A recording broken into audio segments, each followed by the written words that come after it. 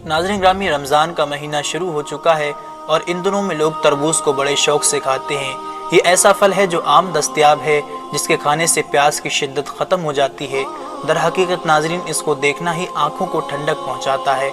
आज हम आपको तरबूज के फ़ायदे और हदीस पाक में इसके बारे में क्या आया है और नबी करीम सल्लल्लाहु अलैहि वसल्लम ने इस फल के बारे में क्या इरशाद फरमाया है, आपको इस वीडियो में तफसील के साथ बताएंगे।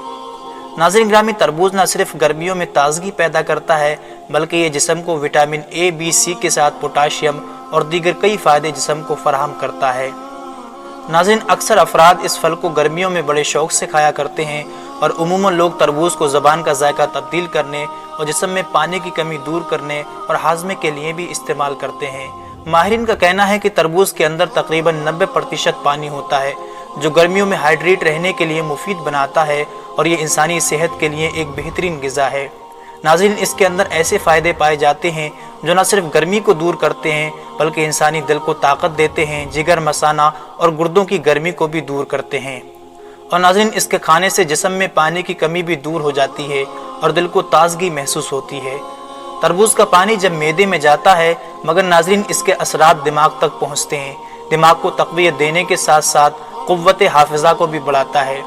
नाज़रीन, तरबूज का ज़्यादा इस्तेमाल आँखों की बीमारियों को दूर करता है और आँख की रोशनी भी बेहतर करता है और इसके साथ साथ पेट की बीमारियों का भी खात्मा करता है। नाज़रीन, तरबूज में पानी की ज़्यादा मिकदार इंसानी जिस्म में वज़न को कम करने में मदद करती है और रात हो या दिन तरबूज खाकर ऊपर से पानी ना पिएं। बहरहाल नाज़रीन, तरबूज अल्लाह की एक बेहतरीन ग़िज़ा और एक बेहतरीन नेमत है और रमज़ानुल मुबारक में सहरी और इफ्तियारी के वक्त इसको खा लेने से प्यास की शिद्दत से राहत मिलती है और जिस्म के लिए बेहद मुफीद है। और आइए अब आपको बताते हैं कि नबी करीम सल्लल्लाहु अलैहि वसल्लम ने तरबूज के मुताल्लिक क्या इरशाद फरमाया है। हज़रत अम्मा आयशा सिद्दीक़ा रज़ी अल्लाह तआला अन्हा से रिवायत है कि रसूल करीम सल्लल्लाहु अलैहि वसल्लम तरबूज को तर खजूर के साथ मिलाकर खाया करते थे और साथ ये भी फरमाते कि हम खजूर की गर्मी को तरबूज की ठंडक से और तरबूज की ठंडक को खजूर की गर्मी से तोड़ते हैं। अगर आप भी नाज़रीन सहरी या इफ्तियारी में इस फल का इस्तेमाल करते हैं तो इस सुन्नत पर ज़रूर अमल कीजिएगा।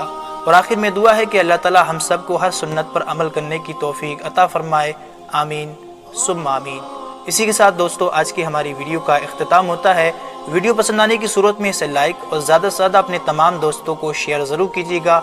और अभी तक आपने चैनल को सब्सक्राइब नहीं किया है तो चैनल